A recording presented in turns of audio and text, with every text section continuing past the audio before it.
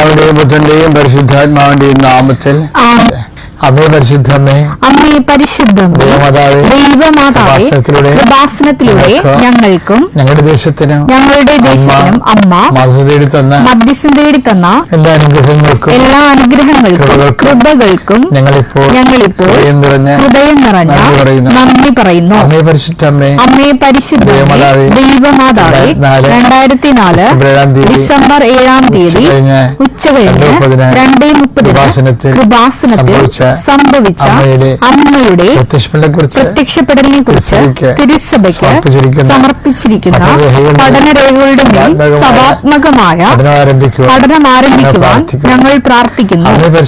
അമ്മേ പരിശുദ്ധമേ, ഭൂസ്വർലോകങ്ങളുടെ രാജ്ഞിയായ അങ്ങേക്ക് ഭൗമ സംരക്ഷണത്തിനായി പ്രപഞ്ചപ്രകൃതിയെ തന്നെ തിരുസഭ പ്രതിഷ്ഠിക്കുവാൻ ഈ പ്രത്യക്ഷീകരണം വഴി ഇടയാക്കണമേ. പരിശുദ്ധമ്മേ, ജപമാല മാതാവേ, സകല കൃപാസനം പ്രാർത്ഥനകളോടും ചേർത്ത് ഞങ്ങളിപ്പോൾ പ്രാർത്ഥിക്കുന്ന ഈ കുടുംബത്തിന്റെ പ്രത്യേക നിയോഗം മക്കളെ.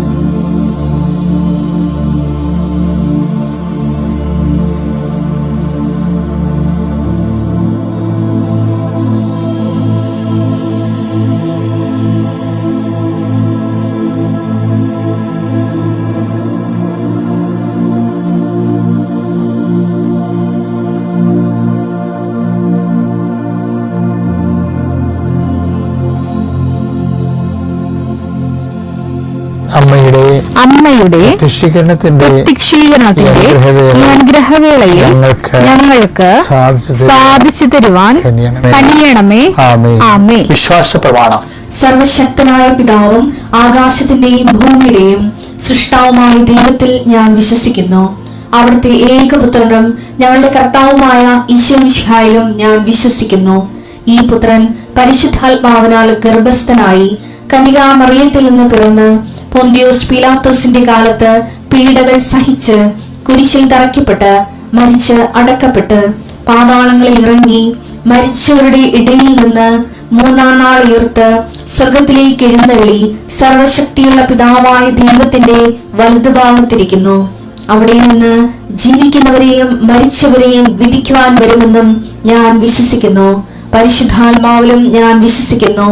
വിശുദ്ധ കത്തോലിക്കാ സഭയിലും പുണ്യവാന്മാരുടെ ഐക്യത്തിലും പാപങ്ങളുടെ മോചനത്തിലും ശരീരത്തിന്റെ ഉയർപ്പിലും നിത്യമായ ജീവിതത്തിലും ഞാൻ വിശ്വസിക്കുന്നു. ആമേൻ. സ്വർഗ്ഗസ്ഥനായ ഞങ്ങളുടെ പിതാവേ, അങ്ങയുടെ നാമം പൂജിതമാകണമേ. അങ്ങയുടെ രാജ്യം വരണമേ.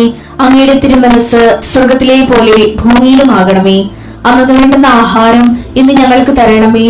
ഞങ്ങളോട് തെറ്റ് ചെയ്യുന്നവരോട് ഞങ്ങൾ ക്ഷമിക്കുന്നത് പോലെ ഞങ്ങളുടെ തെറ്റുകൾ ഞങ്ങളോടും ക്ഷമിക്കണമേ.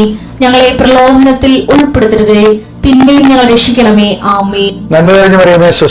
കർത്താവ് അങ്ങയുടെ കൂടെ സ്ത്രീകളിൽ അങ്ങ് അനുഗ്രഹിക്കപ്പെട്ടവളാകുന്നു. അങ്ങയുടെ ഉദരത്തിൻ ഫലമായി ഈശോ അനുഗ്രഹിക്കപ്പെട്ടവനാകുന്നു. പരിശുദ്ധ മറിയമേ, തമ്പുരാന്റെ അമ്മേ, പാപികളായ ഞങ്ങൾക്ക് വേണ്ടി ഇപ്പോഴും ഞങ്ങളുടെ മരണസമയത്തും തമ്പുരാനോട് അപേക്ഷിക്കണമേ. ആമേൻ. കർത്താവേ, നിന്റെ ഉന്നതമായ നാമത്തിന് സ്വസ്ഥം ചെയ്യുന്നു. കർത്താവെ, നിന്റെ വിശുദ്ധ പൗരോഹിത്യത്തെ മഹത്വപ്പെടുത്തണമേ. കർത്താവെ, സഭയിലുള്ള നിന്റെ സാന്നിധ്യം പ്രകടമാക്കണമേ.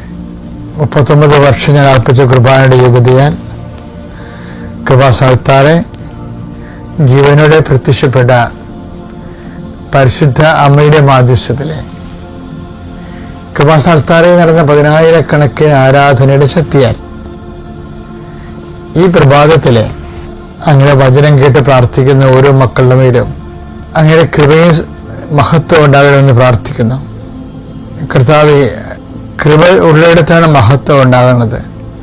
വിനയം ഉള്ളിടത്താണ് കൃപയുണ്ടാകുന്നത്. കൃപയും മഹത്വവും പോലെ തന്നെയാണ് വിനയവും മഹത്വവും. കർത്താവിന്റെ ഉന്നതമായ നാം ഞങ്ങളെ വിനയപ്പെടുത്തുന്ന ഒത്തിരി സാഹചര്യങ്ങൾ ഞങ്ങളുടെ ജീവിതത്തിലെ ഉടനീളം കാണുന്നുണ്ട്. പലപ്പോഴും അവിടെയെല്ലാം കൃപയാർജിക്കാൻ വേണ്ടി നിന്റെ വചനത്തിന് അനുപേക്ഷണമായി അവൻ പറഞ്ഞതുപോലെ ചെയ്തുകൊണ്ട് മഹത്വം പ്രാപിക്കാൻ, ദൈവനാമത്തെ മഹത്വപ്പെടുത്തിക്കൊണ്ട് ഏകജ നൽകിയ മഹത്വത്താൽ നമ്മൾ മഹത്വീകരിക്കപ്പെടാൻ ജീവിത സാഹചര്യങ്ങളെ ഉപയോഗിക്കാൻ പരിശുദ്ധാത്മാവ് ഞങ്ങളെ സഹായിക്കണം പ്രാർത്ഥിക്കുന്നു.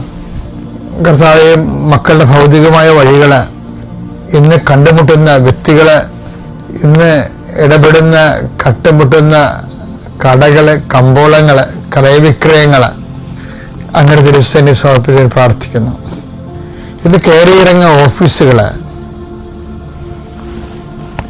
ആശുപത്രി പോകുന്നവരുടെ ആശുപത്രിയും അതിൻ്റെ ഡയഗ്നോസിസും, ഡോക്ടറെ കാണുമ്പോൾ ഉണ്ടാകുന്ന അവരുടെ എല്ലാവിധ രോഗ വിവരണങ്ങളും രോഗനിശ്ചയവും അതിന് മരുന്നിൻ്റെ കുറിപ്പടികളും പ്രിസ്ക്രിപ്ഷനും എല്ലാം പരിശുദ്ധാത്മാവിൽ പൂർണ്ണമായി നിറയാൻ വേണ്ടി കർത്താവിൻ്റെ കരത്തിൻ്റെ കീഴിലേക്ക് സമർപ്പിക്കുന്നു.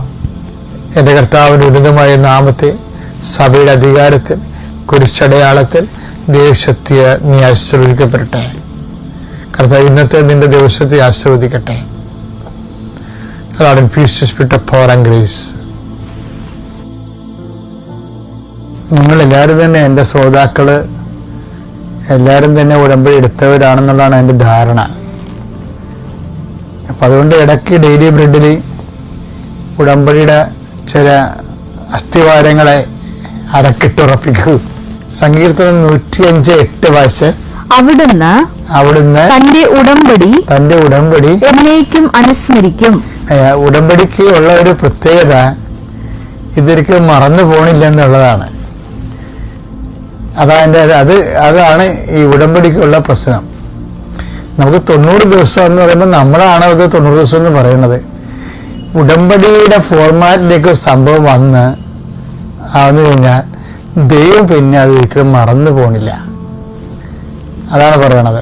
അവിടെ തന്റെ ഉടമ്പടി എന്താണ്? എന്നേക്കും അനുസ്മരിക്കും. തന്റെ വാഗ്ദാനം തലമുറകൾ വരെ ഓർമ്മിക്കും. അപ്പോഴേ ഇപ്പൊ എപ്പോഴും ഈ ഉടമ്പടിയുടെ ഒരു സെർട്ടനിറ്റി എന്താണെന്നറിയാവാ? ഉടമ്പടിയുടെ അടിസ്ഥാനം ദൈവത്തിന്റെ വാഗ്ദാനമാണ്. ദൈവം ഒരു മനുഷ്യനെ ഇഹത്തിലും പരത്തിലുമുള്ള ആവശ്യങ്ങൾക്കെല്ലാം കൂടി ദൈവം നമുക്ക് അത് പ്രാപിക്കാൻ വേണ്ടി നമുക്ക് നൽകണത് വാഗ്ദാനമാണ്. വാഗ്ദാനം എന്ന് പറഞ്ഞാൽ എന്താണ്?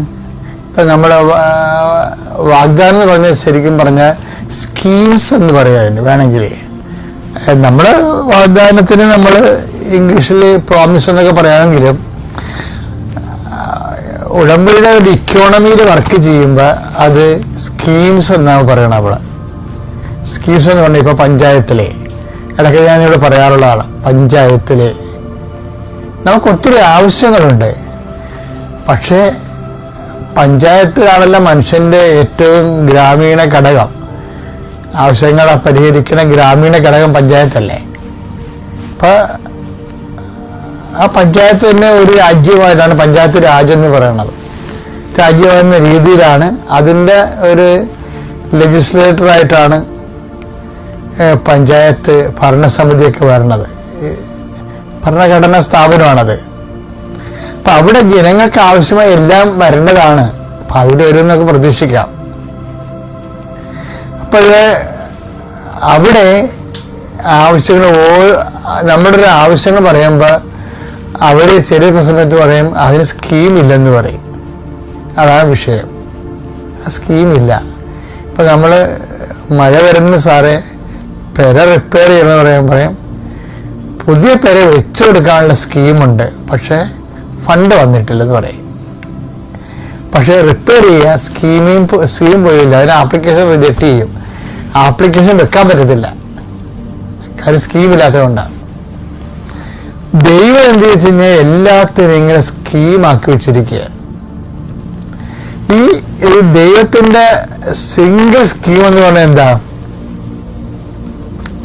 ഈ 8855 വാഗ്ദാനങ്ങൾ ദൈവം കൊടുത്തിരിക്കണം. അതിൻ്റെ അകത്ത് ഇഹത്തിലും പരത്തിലുള്ള എല്ലാ ആവശ്യങ്ങളും അതിൻ്റെ അകത്ത് ഉൾക്കൊണ്ടിട്ടുണ്ട്.